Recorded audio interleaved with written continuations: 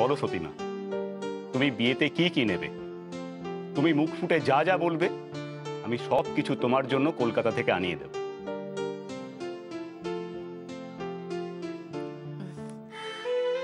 আপনি বরং একটু মধু স্যাকরাকে খবর দিন। মানে আমার বালাজোড়া আসলে খুব পুরনো হয়ে গেছে, তো একটু মানে জামাই বরণ করবো তো, তাই আর কি। সোনাদি, এই গনসার বাবাকে খবর পাঠাবি, ভিয়েন বসাতে হবে তো। আর তোর জ্যাঠামশাইয়ের ছেলেদের তাড়াতাড়ি চিঠি পাঠা। ওই ঋষিপুর গ্রামে যে ওই রাঁধুনি বামুন আছে, ওকেও খবর পাঠাস। শুনেছি এই তল্লাটে ওর মতন রাঁধুনি আর নেই। হবে হবে, সব হবে, কারোর কোনো শখ অপূর্ণ থাকবে না।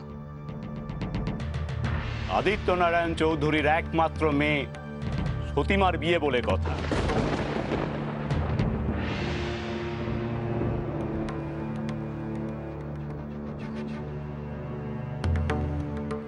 বাহ বাহ, এই তাহলে তোমার বিচার দাদা।